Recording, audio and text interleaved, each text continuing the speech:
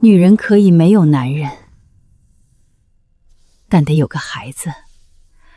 如此，我就能将黑风寨传给你，不会让它落到外人手中。男女之事行得好，女人会更加娇艳。你找男人的时候，不能只看脸，还得看身材，看体格，看身高。没出息，学着点儿。娘亲说的直白大胆，我次次羞涩回避，却万万没想到，这些话日后都成了我唯一的念想。寨寨身体损耗过重，早已油尽灯枯，能撑到如今，已是强弩之末。你要将黑风寨经营好，千万不能落入他人手中。还有，一定要有个自己的孩子。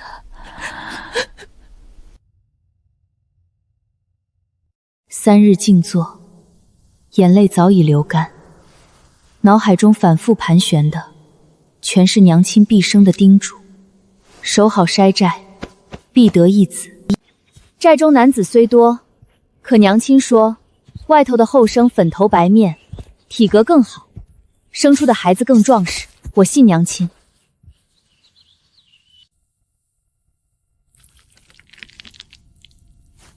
1尺8的高挑身形，品相绝佳，体格出众，正是娘亲说的最适合繁育子嗣的好人选。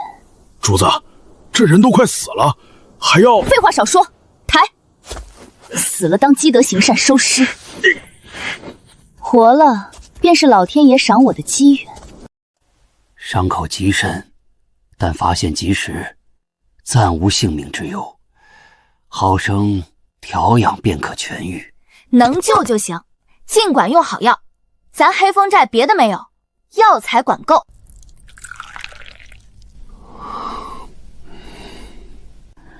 狼艳独绝，世无其二。我从未见过这般好看的男子，这般品相，日后生下的孩子定然眉眼出众，样貌绝佳。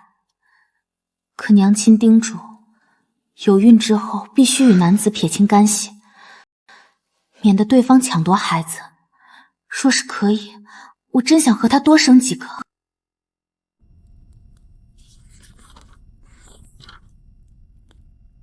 年少羞涩，避而不听，如今翻看，只恨当初太过懵懂，错学了太多。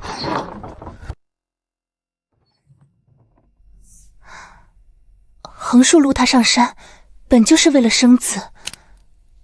趁他昏迷，或许……你干什么？你晕倒在山脚，是我将你捡回来，悉心医治的。完蛋，怎么还结巴了？我又没做错事，好吧，确实有点亏心。你如今伤势渐好，也该报恩了。你想我如何报恩？自是以身相许啊，话本子里都是这般，救命之恩以身相许，顺理成章，而后便可相守生子。我又不是女子，如何以身相许？不以身相许也没事，那你和我生个孩子。你这女子怎么能说出这般大胆的话？我救你本就是为了和你生孩子，不然我何苦费力救你？你如今身子尚未堪愈，我不逼你，等你彻底养好伤势，再报答我也不迟。你脸这么烫，是不是发烧了？没有，你出去。原来心动是这般滋味。娘亲说的洞房花烛夜，当真有那般美好吗？越发期待了。主子，那后生已经醒了，今日精神头极好，还去厨房讨了一碗热粥喝。哦，主子，他如今身子大好，是不是很快就能同您生孩子了？您当初不是打算掳来后生，直接灌软金散成事的吗？你胡说什么？娘亲确实教过，强求不成便用此法，但那是最后的退路，他就根本不知道。我可是堂堂寨主，讲究文明行事。闭嘴！我那是救人，不是掳人。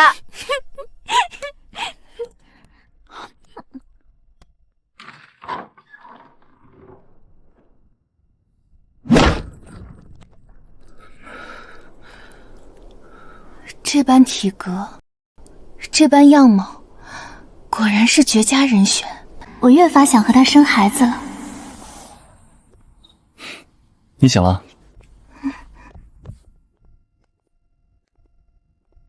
还不知你叫什么名字？青苗。江彻。江彻，当真如画本子里走出的男主，好听又雅致。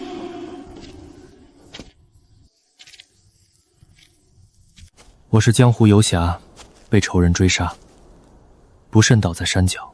仇人多吗？会不会追到黑风寨？应当不会，他们都以为我已经死了。那就好。你不好奇我为何被人追杀？你想说便说，不想说便作罢。你的江湖恩怨与我无关，我只需守好山寨，达成自己的念想便可。你昨夜说的话是认真的？自然是认真的。你连我的身世、品性一概不知，为何执意要和我生孩子？我知晓的，你叫江彻，是江湖游侠，身负仇家，样貌绝佳，身高1尺8，体格出众，样样都好。够了，这人怎么动不动就脸红？实在好看的紧。行侠仗义的江湖游侠，不错。那咱们可算是同道中人。我们黑风寨虽顶着土匪的名头，做的却一直是劫富济贫的善事。3年前燕郊大旱，地里颗粒无收，精力白米从5文钱一担疯涨到500文，就连最便宜的粟米都涨到了300文。朝廷明明放粮赈灾，可粮食全被贪官层层贪没，分到百姓手里就只剩一碗清汤寡水。我娘看不下去，带着寨里弟兄劫了贪官的粮仓，把粮食全部分给受灾的百姓，所以在朝廷眼中，人人喊打的匪土。可在穷苦百姓心里，我们是好人。怎么样，我们算不算够义气？确实够义气。不说这个了。你闯荡江湖这么多年，肯定遇过不少趣事吧？讲来听听。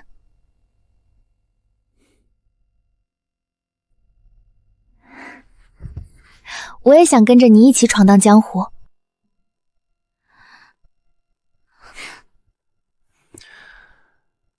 那你辛辛苦苦守着的黑风寨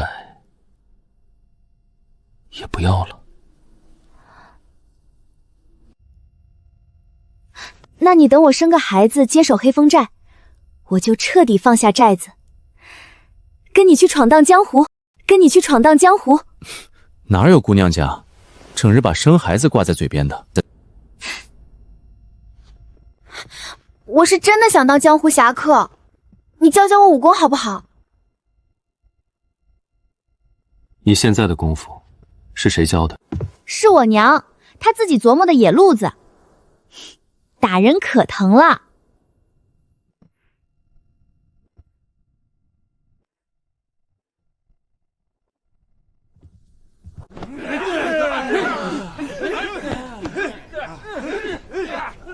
你们这练的究竟是什么功夫？这是黑风18斩，我娘亲亲手创的招式。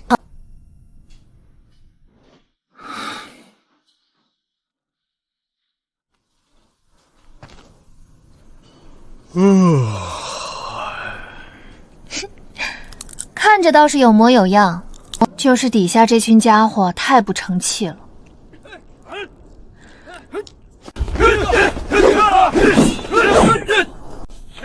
好像他本就该留在这里。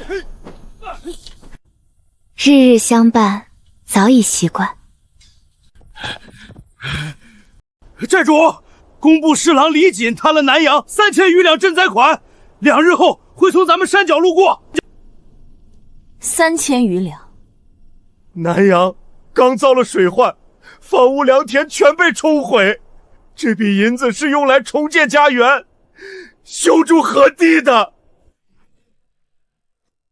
来人，召集所有弟兄，咱们有生意要做了。李锦带了多少护卫？走哪条路？护卫约40人，走东边官道，过青石坡就是咱们的地界。青石坡两侧山势陡峭，最适合设伏。我带一队人从东面截断退路，你带人正面拦截。你不是江湖侠客吗？怎么劫道的法子这么熟练？侠客也得吃饭糊口。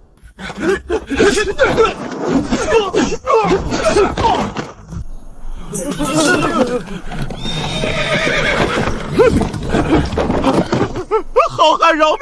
求各位好汉饶我一命！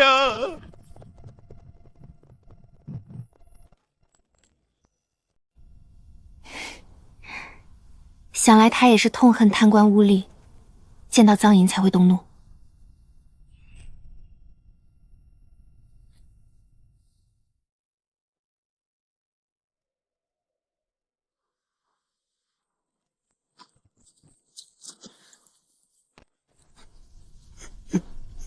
多谢两位大人，多谢两位大人救了南阳百姓。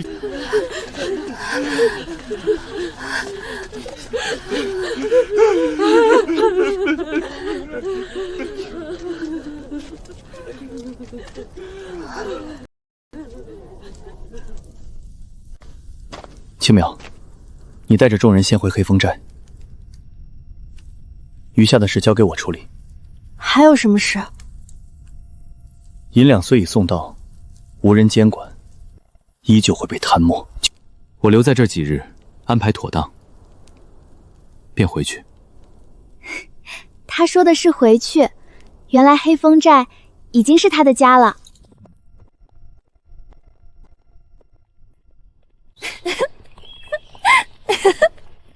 你笑什么？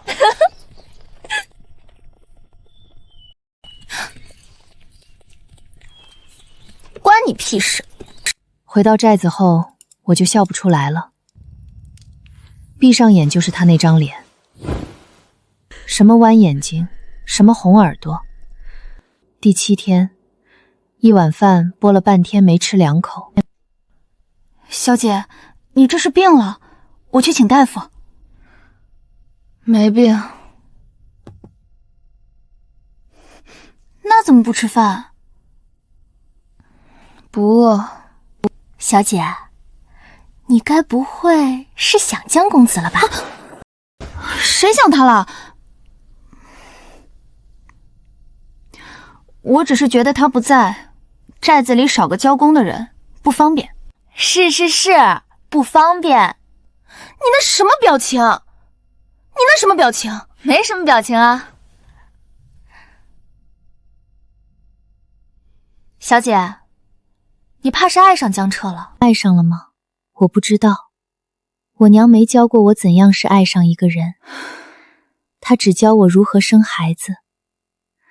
可我记得她年轻时提起我爹，也是这副吃不下饭的模样。第10天，我正心不在焉地擦刀，就看见江彻骑着马走过来。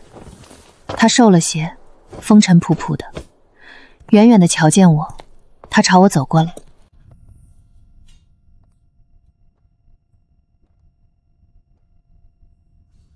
不认识我了。江彻，我以为你不回来了。我还没报恩呢，自然是要回来的。你想报恩？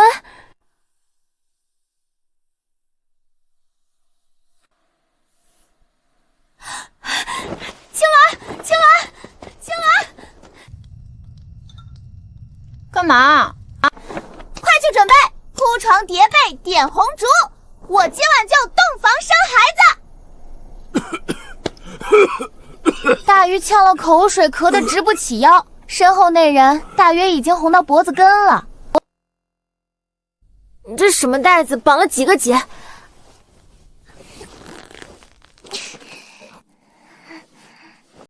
你慢点儿。我不想慢点儿。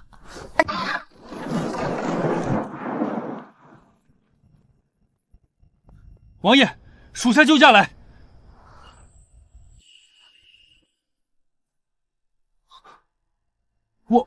王爷，王爷，你是王爷？谁准你们现在闯进来的？我分明吩咐过，必须等我传令。王爷，您此前说以红灯笼为信号，属下远远看见院内挂起红灯笼，便立刻带人赶来救驾。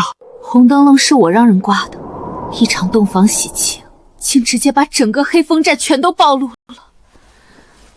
江彻，你给我下了药。苗苗，对不起。江彻，我好心救你性命，你从头到尾都在欺骗我，骗我也就罢了，你还要毁掉我娘留给我唯一的念想，毁掉黑风寨。娘亲从前和我说，男人的嘴骗人的鬼，心疼男人倒霉8辈子，爱上男人会丢了性命。那时候我不懂这话是什么意思，如今彻底明白了，可一切都来不及了。从小到大生活的家，所有回忆全都烧成灰烬了，只因为我一时心软救了他。江彻，我恨你，此生我一定会亲手杀了你。他没应，江彻没杀我，也没把我关进大牢，他把我安置在宁阳王府的一个小院里，配了2个丫鬟伺候起居。王府伙食确实比黑风寨好，炖有肉，还换着花样来。他让丫鬟给我换了身流光锦的裙子，头上插了只珠钗。丫鬟把铜镜搬到我面前时，我愣了好一会儿。娘亲从前总让我穿粗布素衣，说行事低调才方便劫富济贫。如今这身千金打扮好看又华贵，可我半点都不想要，我只想换回旧布衣，重新提刀站在山寨山头。我没绝食，丫鬟送什么我吃什么，我也没闹，每天坐在屋里安静静。江彻一次都没来，可我想见他，我不是想念他，我心里攒着无数质问，想要质问他。我从未残害百姓，只劫贪官银两救济灾民，更是救过他的性命。他凭什么毁掉我的寨子，囚禁我？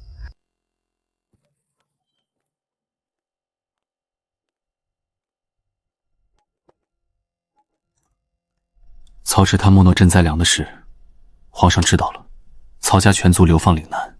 李锦贪没赈灾银，3日后移3族。你跟我说这些做什么？劫富济贫解决不了根本问题，只有把蛀虫连根拔了，才能彻底根治。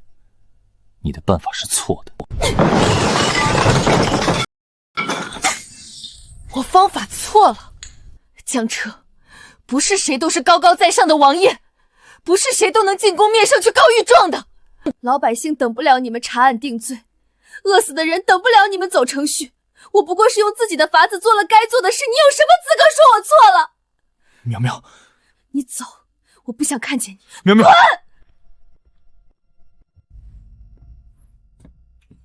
滚！小姐，你别生气，王爷这么做其实是为了保住你。保住我？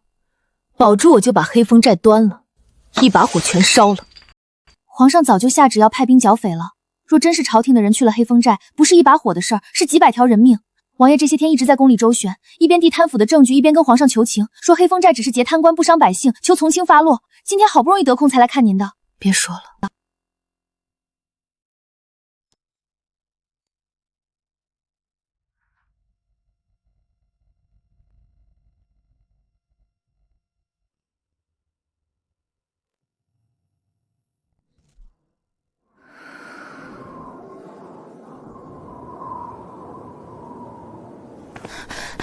姑娘，天寒，别着凉了。你家王爷最近忙？小姐想见王爷，我去说，我现在就去说。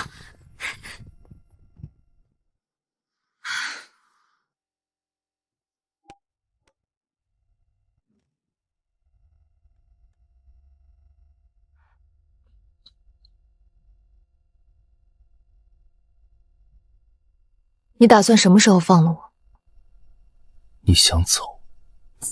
宁阳王爷把我关在府里，是什么意思？想纳我当妾，还是做通房丫头？可我还没报恩。江彻，你已经报恩了啊！你端了我的寨子，烧了我的家，把我关在这儿，还这不算报恩？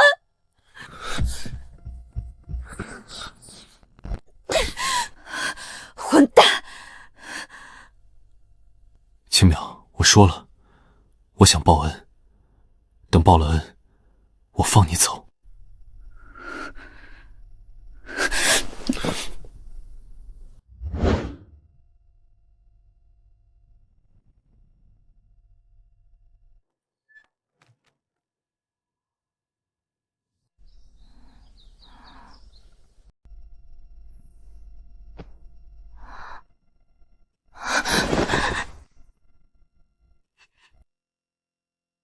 等你怀了孕，我就放你走。什么？你当初把我掳上山，不就是为了生孩子？如今我答应你，等怀上了，你随时可以走。我坐在被子里，脸烫得不行，所以他是打着报恩的旗号赖在我床上。我想反驳，可又不知道从哪儿驳起。毕竟这事儿确实是我先提的。于是江彻日来，每日天一黑就推门进来，也不多话，外裳一脱，直接上榻。头几日我还绷着脸不想搭理他，后来实在绷不住了，因为这人一旦缠上来，根本没法保持冷淡。够了，我要断了！再来一次。来个屁！你明天还来不来了？来。那你急什么？他顿了一下，慢慢笑了，那笑闷在我颈窝里，热气打在皮肤上，酥麻麻的。我恨得拍了他后背一巴掌。眨眼到了年节，王府里早开始张灯结彩，出挂红绸贴窗花，我的小院也没落下，门上贴了春联，院里的枯树枝上缠了红绳。江彻已经好几日没来了，白天还好，到了晚上床空荡荡的，我缩在被窝里翻来覆去睡不着，不是想他，是习惯了旁边有个人，暖和，就是暖和，别的没了。临近年节，王爷事务多，小姐再忍几日。谁让你以为我在等他？我巴不得他别来，清静。玉童没戳穿我，笑着把宵夜放下，退出去了。我躺了一会儿，爬起来把宵夜吃了，一碗桂花酒娘圆子，甜的，也不知道他吃了没。说完自己愣住，放下碗，深吐了一口气。完了，彻底完了。我娘那句话怎么说来着？爱上男人会丢了性命。我现在倒还没丢命，但算计男人这件事上，我娘漏了一条忠告，不要对男人太善良，不然落得个什么下场根本想不到。江彻嘴上说报恩生孩子，可真上了场那架势哪里是报恩，分明是讨债。我真的太累了，不仅身体累，手累，腿累，腰累，哪儿都累，整个人就像被人拆了骨头重新拼回去，哪儿都不对劲。年节这日，江彻终于开了院门放我出来。我站在门槛上愣了一下，外头的阳光晃眼睛，我眯着眼站了好一会儿才适应过来。东香阁备了饭，陪我吃。你说的倒轻巧，这几天把人关着，关够了才想起请人吃饭。他没接话，转身往前走。我跟在后头小声骂了句什么，他耳朵动了动，假装没听见。东香阁里摆了满一桌热菜冷碟果子汤，团圆圆一桌子。我刚坐下，筷子还没拿稳，一股油腻的味道飘过来，红烧肉酱色油亮，冒着热气。我只是闻了一下，胃里猛地翻了个个儿。我一把捂住嘴，筷子啪的掉在桌上。怎么了？我摆手，起身就往外走，干呕了半天，什么都没吐出来，胃里空荡荡的，翻搅的难受。饭菜不合胃口，还是受凉了？要不要换几道清淡的？我按着胸口摇头，说不上来哪里不对，就是恶心。他看我脸色不好，也饭吃了，立刻让人去请府医。府医来得快，一搭脉，老头捋着胡子笑了，笑得一脸褶子。恭喜王爷！我和江彻同时看过去。青淼小姐有喜了，1个多月的身孕。我愣住，江彻也愣住，他看着我，像是想说什么又没说出口。他绕过桌子走到我跟前，蹲下来抓住我的手。我低头看他，这人眼睛亮得不像话，嘴角翘着压都压不下去。你起来。我们有孩子了。脑子里空白了一瞬，有孩子了。我伸出另一只手，慢慢覆上小腹，平坦的，什么都摸不出来。可府医说了，里头有一小东西，我的也是他的。那天晚上，江彻给府里上下所有人都发了赏，连看门的老狗都多得了块肉骨头。他喝了很多酒，一壶接一壶，脸红到耳根子。后来他趴在桌上，侧着脸看我，眼神迷茫。淼，我要当爹了。知道了，你说了800遍了。喝成这样，明天头疼别找我。他没应声，睡着了。烛火跳动，映着他的侧脸。睡着了，倒比醒着时老实。我起身走到院子里，年节的鞭炮声远近响着，月亮挂在枝头，又圆又亮。娘，我怀孕了。有自己的孩子了。我转头看了一眼还趴在桌上的江彻，他说过的，我怀了孕就可以走了。我脚尖一点，身子借着院墙翻了出去。大年年的上京城灯火通明，家家户户关着门吃团圆饭，街上反倒空荡荡的。走出去半条街，我才发现我没地方去。黑风寨没了，我娘死了，只剩下我们娘俩了。走着走着，路过闹市口，墙上白纸黑字贴着告示：南阳王评判柳公，剿灭黑风寨匪窝。我一把扯下告示，撕了，碎片在夜风里飘了一地。有个守岁没睡的老头从窗里探头看了我一眼，又缩回去了。我没管，转身走了。回到黑风寨的时候，天快亮了，寨门没了，围墙塌了一半，里头烧的只剩些焦黑的断壁废垣。我坐在曾经是聚义厅的位置上，脚下踩着灰烬和碎瓦。那天王府的人冲进来的时候，月亮也是这样，又大又亮，照得院子里一片惨白，没出息。江彻知道我跑了，我走的那晚太着急，落下了痕迹。他派人来找我，开始躲，白天赶路，晚上找个破庙或者山洞对付一宿，不敢走官道，不敢进大城，还换了一身男装。小兄弟，我对着铜镜看了看，有几分侠客的样子了，就是脸太白了点儿。跑了10天，终于出了上京地界，一路上遇见为富不仁的就劫，遇见穷苦挨饿的就帮。只是有个问题越来越严重，肚子大了，腰身圆了一圈，走路都费劲。有次我去劫一个贪官的马车，刀还没亮出来，车夫先看见我的肚子了。这位女侠，你这肚子……看什么看？没见过孕妇劫道吗？钱留下。体面是没有了，但银子到手了。这日路过雁荡山，天阴沉沉的，山道两边全是密林。我牵着马走在中间，总觉得哪里不对，太安静了，连鸟叫都没有。果然，破风声，数十支暗箭从林子里射出来。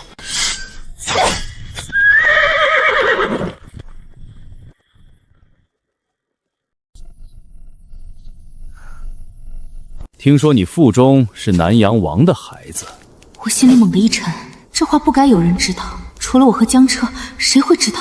生前他。完了！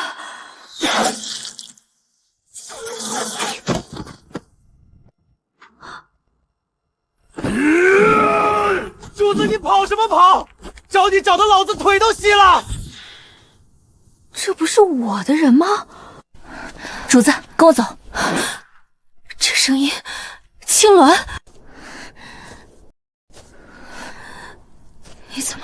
你不是？主子，现在不是解释的时候，你先跟我走，路上说。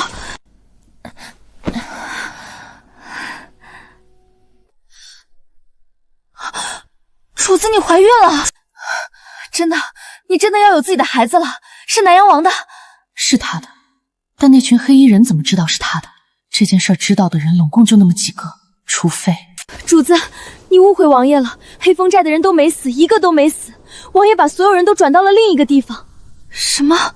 你去了就知道了。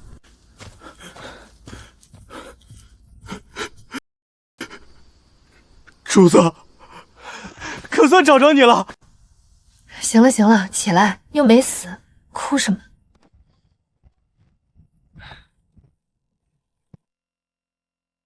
我愣住了，眼前是一座寨子，寨门、围墙、聚义厅、后院一模一样，和黑风寨一模一样。如果不是我亲眼看着那个地方被烧成灰，我会以为自己压根没离开过。寨主回来了！寨主！哎呀，回来了！其实王爷回黑风寨之前几日就吩咐我们把重要的东西收拾好了。你被带去王府后，他把我们所有人都送到了这里，让我们照着黑风寨的样子重新建一个。他让我们瞒着你，说是要给你一个惊喜。本来打算年节后带你来的，可你跑了。王爷派人满城找你不着，后来他被黑风寨救过他的事，不知怎么传到了皇上耳朵里。这几天他忙着应付朝堂上那帮人，分身乏术。朝中有人得知你怀了他的孩子，想除掉你。今天那些黑衣人只是第一批。主子，我跟了你这么多年，我看得出来，王爷他是真的在意你。他不在意，不会做这些。在意，他当然在意，可他在意的方式让我窝火。他是王爷，他有权有势，他可以把一切安排得妥妥帖帖。可他从头到尾没问过我一句你想不想，你愿不愿意。他要是跟我说实话呢，跟我说他是南阳王，跟我说皇上要剿匪，我会怎样？我会拎着刀非要跟朝廷拼命吗？我又不傻。可他没说，他擅自做了所有决定，他以为那是保护。我是土匪头子，我当了5年寨主，我什么时候需要别人替我拿主意了？走吧，带我去看屋子。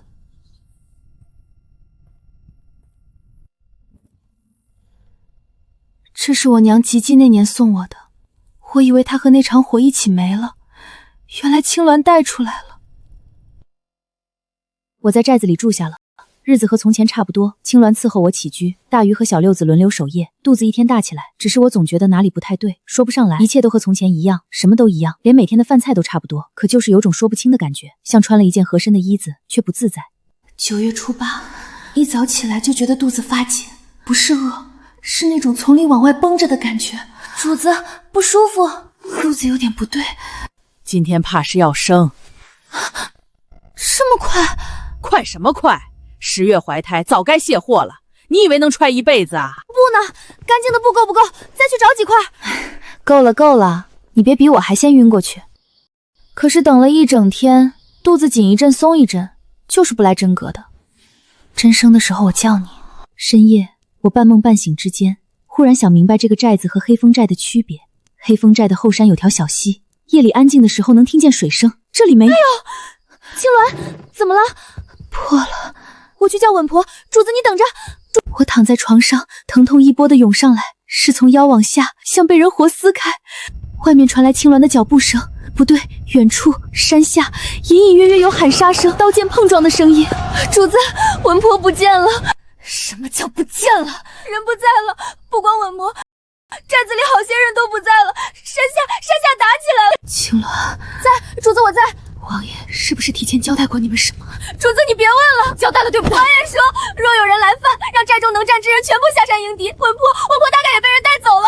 好的，又打起来了。我的孩子挑了个好时候。青鸾，你给我接上！我不会啊，主子，我从来没接过。万一出了什么事，王爷让我护着你。要是你和孩子出了什么事，我怎么跟他交代？青鸾，看着我，我娘生我的时候也没有稳夫，在山洞里就我爹一个人接的。我爹一个只会耍刀的糙公子都能把我接出来，你比他聪明10倍，行不行？你去看看孩子头出来了没有？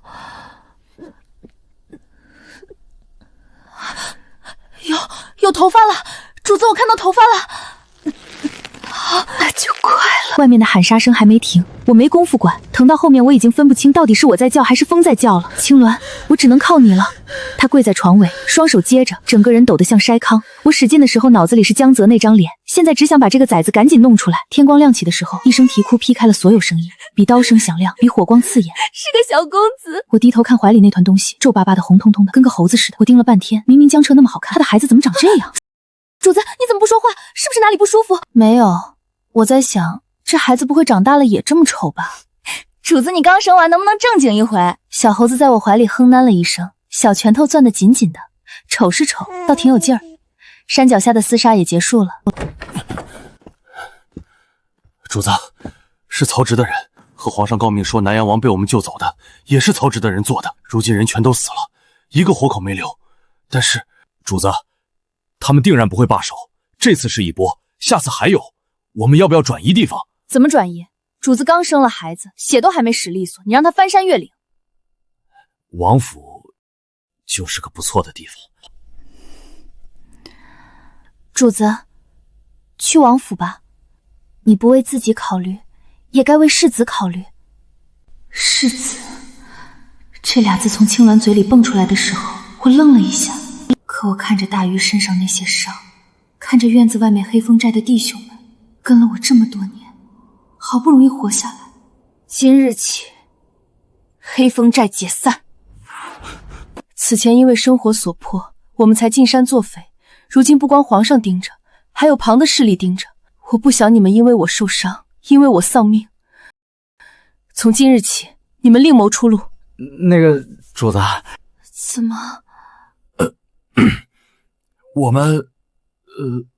们如今已经入了南阳王麾下了。什么？我们是南阳王的亲兵，有军饷的那种。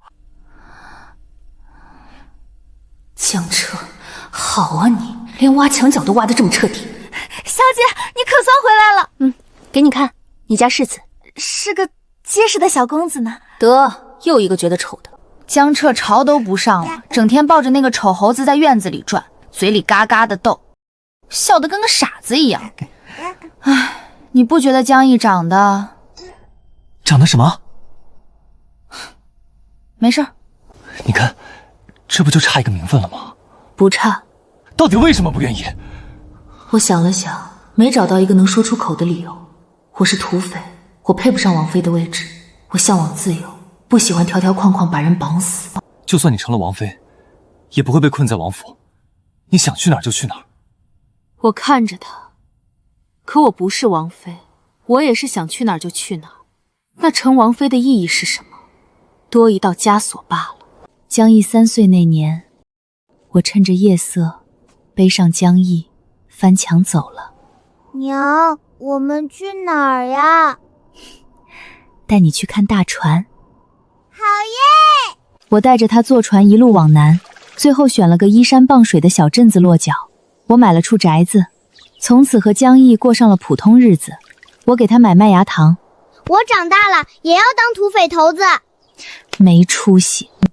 那当什么？当个好人。土匪不是好人吗？你娘我是好土匪，别的不一定。江毅5岁那年，我正蹲在院子里洗衣裳，门被拍得山响。开门一看，江彻站在门口。爹爹爹爹你来了，娘说你肯定找不到我们。青苗，你好本事啊，一声不吭拐走我儿子2年，整2年。我从一开始找你就是为了生孩子的。我不走。今天你生辰，多喝2杯。我拗不过他，他就住下了。然后在他生辰那天，我给他温了壶好酒。再来1杯，最后1杯。他醉倒在桌上的时候，我已经把包袱收拾好了，背起江毅，轻手轻脚出了门。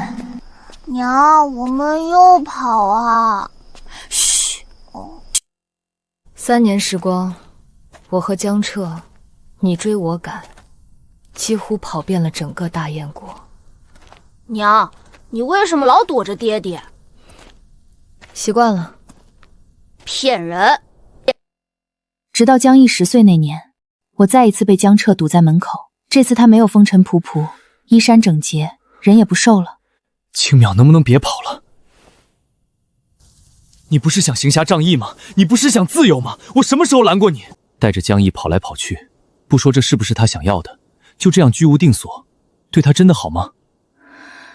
这句话扎进来了，我张了张嘴，没能反驳。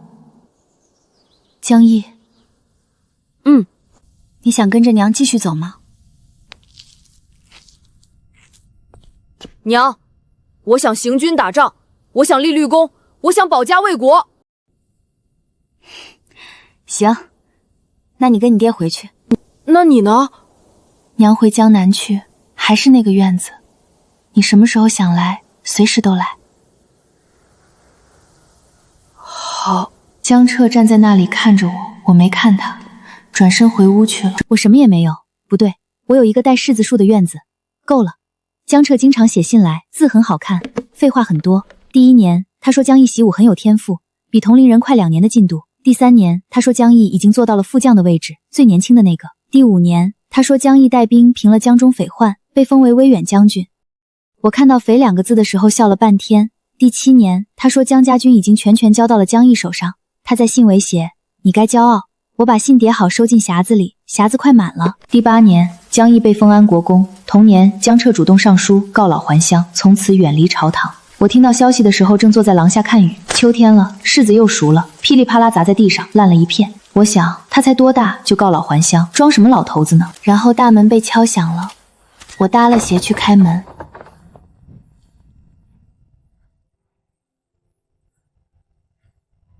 王府已经全都交到江毅手上了，如今我来陪你一起闯荡江湖。我的手指捏紧了门框，脑子里忽然闪过很多年前的事。我是江湖游侠，被仇家一路追杀，才逃到这山中落脚。行侠仗义的江湖游侠，不错。我也想跟着你一起闯荡江湖。那你辛辛苦苦守着的黑风寨也不要了？现在孩子没继承黑风寨，继承了个王府，比黑风寨气派多了。我看着门口这个人，鬓边有几根白发了，眼尾多了2道纹，但笑起来还是那个样子。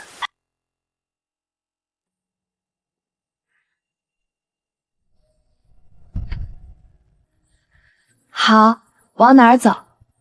往哪儿都行，只要有你在。